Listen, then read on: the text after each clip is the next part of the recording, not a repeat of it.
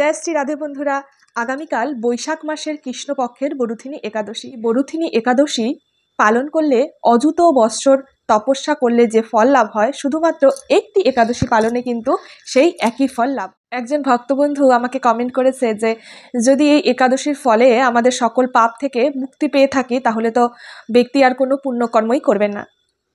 তিনি তার বুদ্ধি দিয়ে ঠিকই বলেছেন, কিন্তু যে কথাগুলো আমি এখন বলছি সেগুলো শাস্ত্রে উল্লিখিত আছে।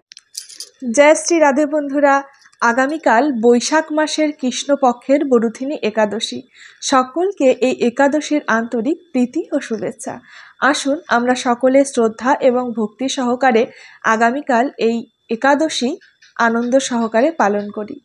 আর যারা শারীরিক অসুস্থতা কিংবা অন্য কোনো কারণে এই একাদশী ব্রত পালনে অক্ষম তারা যদি এই একাদশী ব্রত কথা এবং মাহাত্ম্য পাঠ শ্রবণ করে তারাও কিন্তু একই ফল লাভ করবে, এরকম শাস্ত্রে উল্লিখিত আছে।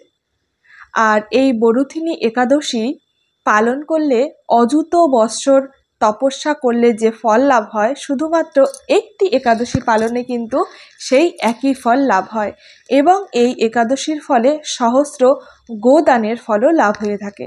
এবং কোনো ভাগ্যহীনা ব্যক্তি যদি তার দুর্ভাগ্যের কারণে নানান যন্ত্রণার মধ্য দিয়ে দিন অতিবাহিত করে এই একাদশীর ফলে কিন্তু তাদের সমৃদ্ধি লাভ হয়ে থাকে। তাহলে আসুন দেরি না করে আমরা এখন সকলেই শ্রদ্ধা এবং ভক্তি সহকারে এই বরুথিনী একাদশীর পাঠ মাহাত্ম্য কথা শ্রবণ করি। ভবিষ্যত্তর পুরাণে এই একাদশীর কথা বিবৃত আছে। একদা মহারাজ যুধিষ্ঠির শ্রীকৃষ্ণকে জিজ্ঞাসা করলেন, হে বাসুদেব, বৈশাখ মাসের কৃষ্ণপক্ষের একাদশীর নাম কি, তার মাহাত্ম্যই বা কি, তা কৃপা করে আমাকে বলুন। বৈশাখ মাসের এই একাদশীর নাম হল বরুথিনী একাদশী। এই একাদশী পালনের ফলে ইহলোক এবং পরলোক সৌভাগ্যদায়িনী হয়ে থাকে এবং এই একাদশী পালনের ফলে প্রেমানন্দ লাভ হয়। কোনো ভাগ্যহীনা নারী যদি এই একাদশী পালন করে তিনিও সৌভাগ্যদায়িনী হতে পারে। এই একাদশী পালনের ফলে জন্ম এবং মৃত্যু চক্র থেকে নিবৃত্তি লাভ হয়। ধুন্ধুমার ও মান্ধাতা রাজাগণ এই একাদশী পালন করে বৈকুণ্ঠে গমন করেছেন। অযুত বৎসর তপস্যার ফল এই বরুথিনী একাদশীতে লাভ হয়। কুরুক্ষেত্রে 1 মণ সোনাদানের ফল এই একাদশী পালনের শাস্ত্রে উল্লেখিত আছে। অশ্ব, গজ, ভূমি, স্বর্ণ, অন্নদান শ্রেষ্ঠতর এবং তার থেকেও শ্রেষ্ঠতর হচ্ছে কন্যাদান এবং গোদান। কিন্তু এই একটি মাত্র একাদশীর পালনে কিন্তু এই সকল দানের পুণ্যফল আমরা অর্জন করতে পারি।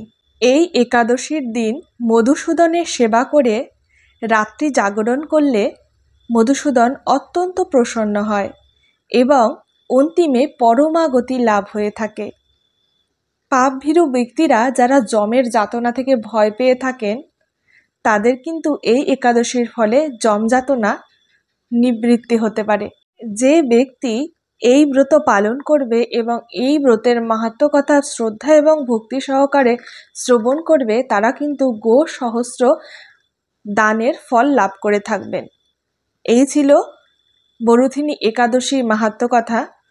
তো আগামীকাল আমরা সকলে আসুন ভগবানের প্রীতিবিধানের জন্য আমরা কোনো ফল লাভের জন্য নাইবা করে থাকি, কিন্তু আমাদের গোপাল সোনা আমাদের মধুসূদন ভগবান শ্রীকৃষ্ণর প্রীতিবিধানের জন্য আমরা এই ব্রত পালন করার চেষ্টা করি। একজন ভক্তবন্ধু আমাকে কমেন্ট করেছে যে যদি এই একাদশীর ফলে আমাদের সকল পাপ থেকে মুক্তি পেয়ে থাকি তাহলে তো ব্যক্তি আর কোনো পুণ্যকর্মই করবেন না। তিনি তার বুদ্ধি দিয়ে ঠিকই বলেছেন, কিন্তু যে কথাগুলো আমি এখন বলছি সেগুলো শাস্ত্রে উল্লিখিত আছে। একবার আপনার কাছেও আমার করজোড়ে নিবেদন, আপনি একটি মাত্র একাদশী পালন করেই দেখুন না আপনার পাপ নিবৃত্ত হয় কি না। কারণ এক গ্লাস জলে যদি আমরা চিনি গুলে দেই আর অন্য গ্লাস জলে যদি আমরা লবণ গুলে দেই তাহলে আপনি কিন্তু দেখে বুঝবেন না কোনটাতে চিনি আছে আর কোনটাতে লবণ আছে যতক্ষণ পর্যন্ত আপনি টেস্ট করে না দেখছেন। আমাদের ভগবানের প্রতি ভালোবাসাও সেরকম, আমরা দূর থেকে দেখে বা সেটা বিচার করে বুঝবো না যতক্ষণ পর্যন্ত আমরা সেই মধু, সেই শ্রীকৃষ্ণ প্রেম আস্বাদন না করি। তাই সকলের কাছে আমার করজোড়ে নিবেদন, আপনারা সবাই আসুন, একটি মাত্র একাদশী পালন করুন, দেখবেন কত ভালো লাগে, ভগবান আপনাদের প্রতি কত খুশি হয়ে থাকে। আর আমরা এখন সুযোগ পাচ্ছি, আমরা জানতে পারছি একাদশী কবে, একাদশী কী করে পালন করতে হয়। তো আগে তো এরকম আমরা জানতাম না, এখন প্রচারটা অনেক হচ্ছে, আমরা সোশ্যাল মিডিয়ার যুগে বাস করি। তো আসুন সবাই মিলে আমরা এই সোশ্যাল মিডিয়াটাকে একটু ভালো কাজেও ব্যবহার করি। জয় শ্রী রাধে। আমাদের এই ভিডিওগুলো যদি আপনাদের ভালো লেগে থাকে তাহলে একটি লাইক, কমেন্ট এবং পারলে শেয়ার করে দিবেন। আবারও দেখা হবে নতুন একটি ভিডিও নিয়ে। সকলে ভালো থাকবেন, সুস্থ থাকবেন। রাধে রাধে, হরে কৃষ্ণ।